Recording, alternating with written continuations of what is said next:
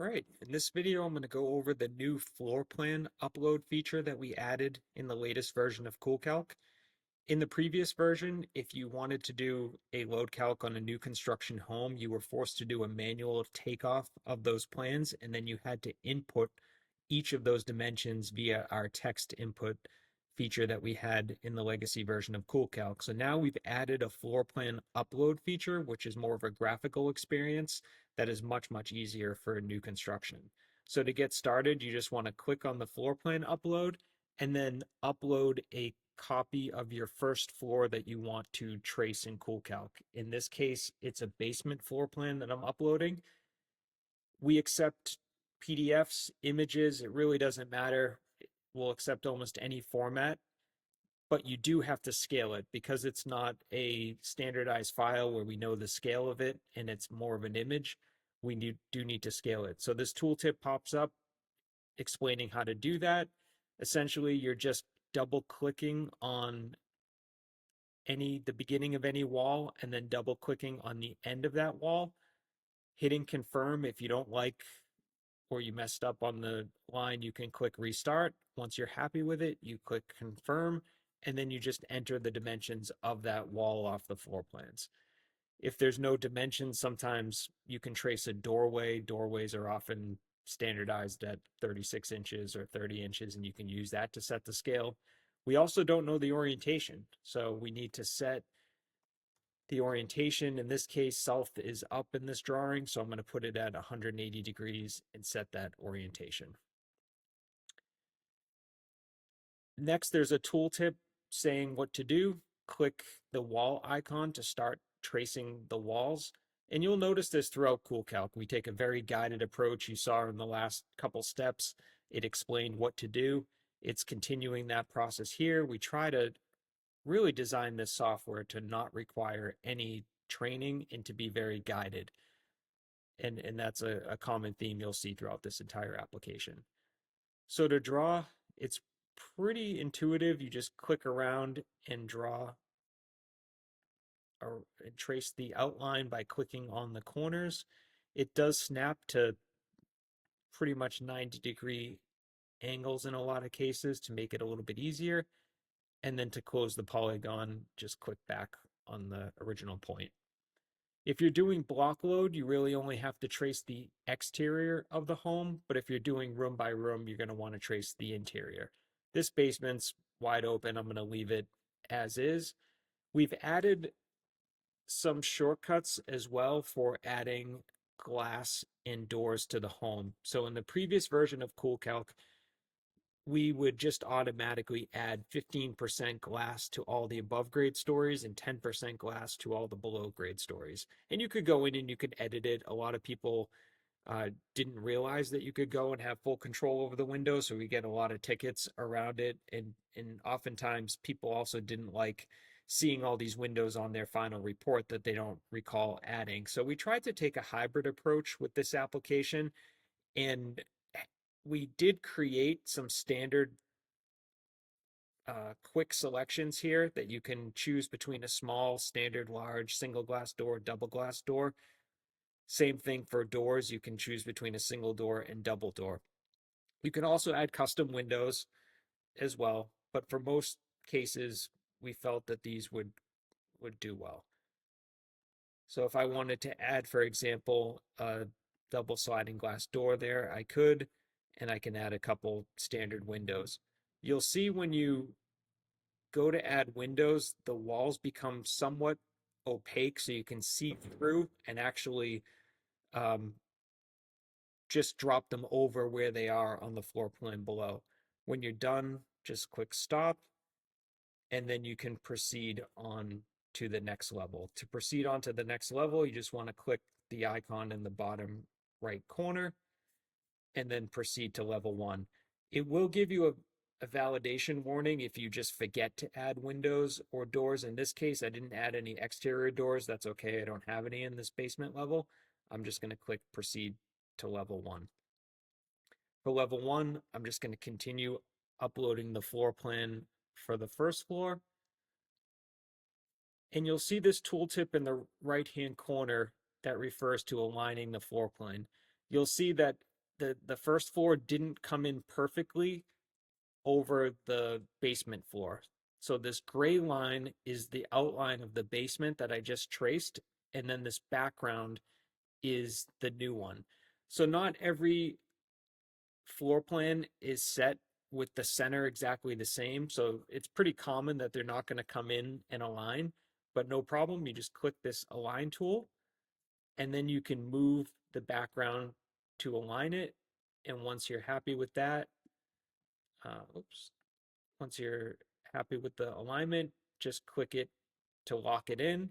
And then down at the bottom, you'll see another tooltip that's asking if I want to copy the exterior walls from the basement. If I click yes, it will copy all of them, and that ensures that they are locked in right over each other, and you're not going to end up with any arbitrary slivers of floor or ceiling loads. They're going to snap right to what the basement was below. Now I can continue drawing. For example, if I wanted to draw this additional garage space on the first floor, I can. And when you're drawing rooms, the program automatically assumes everything you draw is conditioned, meaning heated or cooled, unless you tell it otherwise. So to change something to an unconditioned space, you just click on the room, and then over here you'll see a toggle switch where you can just choose is not conditioned, so changing that to no. You're prompted then to enter the unconditioned space type.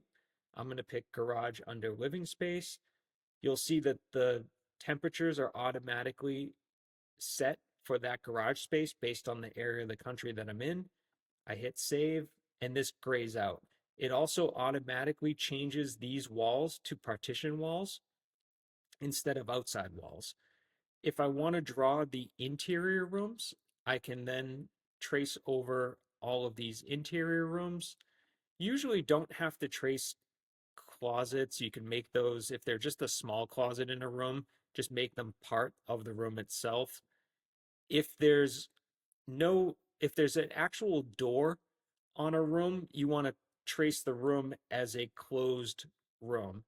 If there's no door and it's just an opening, you actually want to use this divider tool, and we're going to improve this hopefully in the future, where we're just going to add the ability to create an opening within a wall that you already made solid.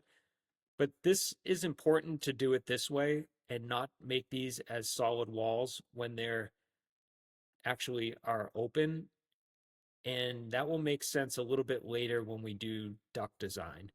So one of the new things in Cool Calc is we actually support duct design. We're the first fully web-based duct design solution on the market that does manual D.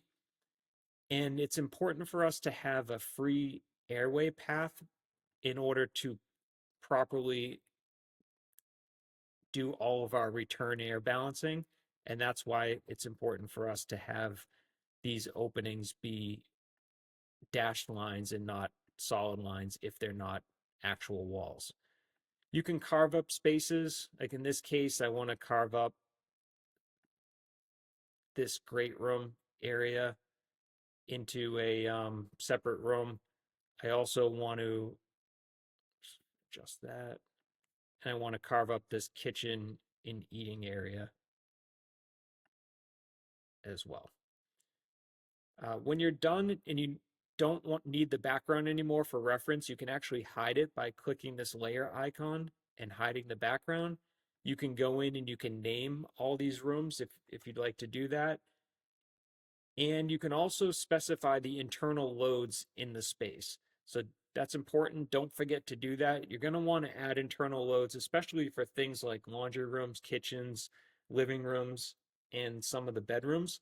If you do select a space type, so this is a kitchen and we have a couple predefined ones. If I select kitchen, it will suggest certain appliances that I want to add to that space, and I can add them, and I can remove whatever ones that I don't like, or I can add additional ones as well. I'm not going to go around and name all these, but you can certainly do that. And then I'm going to add my floor plan back so I can see the windows.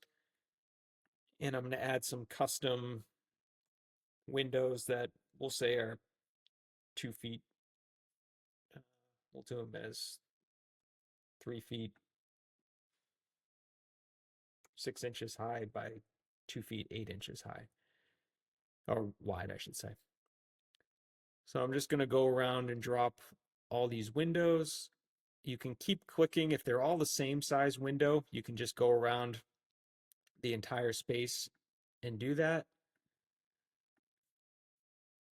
Otherwise, you can change it to something else. Like if I want to change it to double glass, oops, double glass doors there. I'm just going to move this so I can see.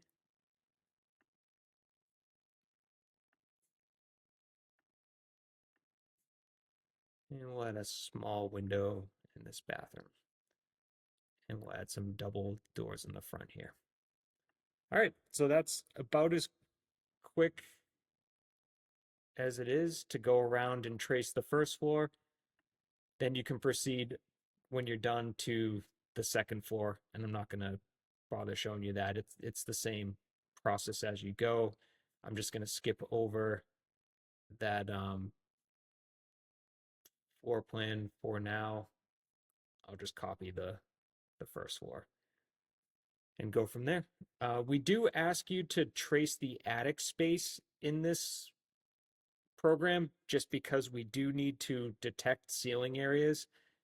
If there's no attic floor plan, you're just going to want to click free draw and copy the external walls. You can drag them in if you need to. The other thing we do that's unique in this version is we will show you the detected floor loads and ceiling loads. So if you click proceed to floors, we'll show you that we detected a floor load in the basement and also a floor load on the second floor over the garage. And we've detected a ceiling load on the second floor just below the attic. And this is where you can also drag skylights onto a space if you need to do that on that ceiling load. A couple other features that I wanted to show, if I go back, there's a zoom capability. There's also a fit to screen icon in the top right hand corner. We also have some shortcuts. For example, if you wanted to change all of your wall heights, this first floor is not 8-foot walls, it's actually 10-foot walls. I can change these to 10 feet and click apply to all walls and hit save. And now all of my outside walls on that floor are all going to be 10 feet. I can also change the construction feature group if I have more than one above grade wall. I can, that I've defined earlier in the construction section, I can toggle and choose different construction features for each of these walls.